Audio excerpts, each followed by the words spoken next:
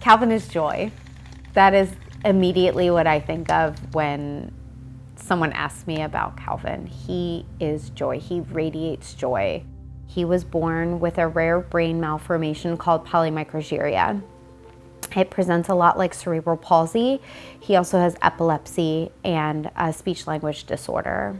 He has every right to be angry with the lot that he's been given. He works really hard for those milestones that he hits, but he does it with a smile on his face. Stand up! Three, and strong! 2, 1, it should, and done. Hit your timer.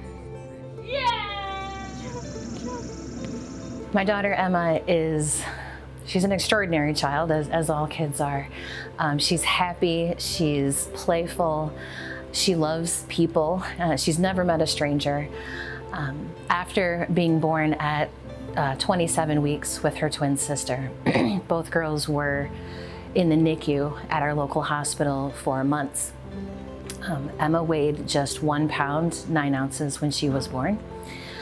She was immediately intubated and didn't take an unassisted breath until she was 10 and a half years old. Although we have primary private insurance through my husband's job, there are a lot of things that it doesn't cover.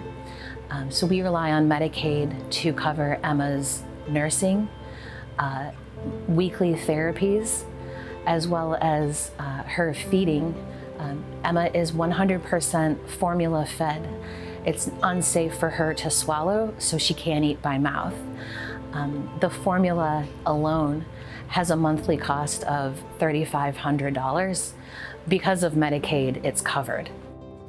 It's the whole front half of his brain, so as a neurologist said, I could tell you everything that those parts of the brain control, but beyond that, it's a black box. So throw all of the time and money you have at physical therapy, occupational therapy, speech language pathologies, and just see what happens. And that's exactly what we did, and part of that was through the help of Medicaid.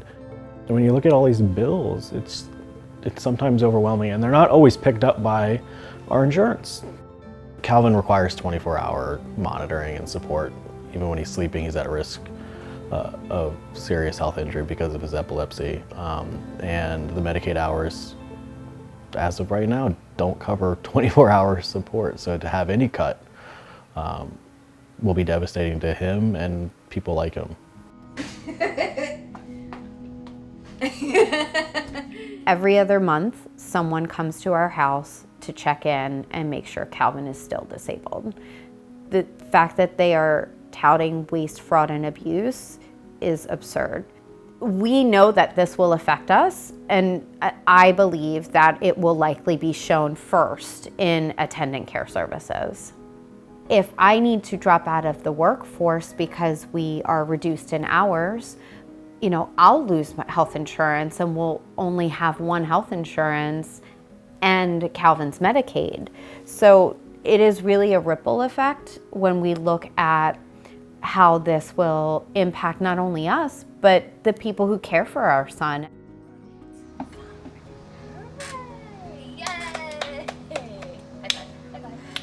The facts are that for my family, Medicaid keeps our household running and keeps my daughter alive. If she were to lose Medicaid coverage, I can start a clock on when I would have to surrender her to a hospital, because we know how much formula we have and how much formula she uses every day. We will go bankrupt. We will, mortgage the house. We will go into financial ruin to keep our daughter with us and our family together.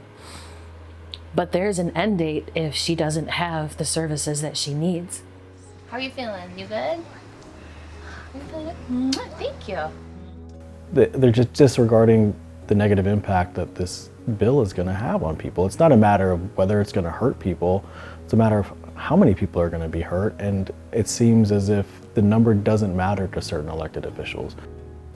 When you hear people like Senator Ernst say, well, we're all going to die, that's impactful.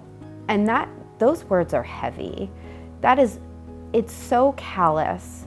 We don't value people with disabilities. And that is so blatantly clear in the policies that are being passed right now.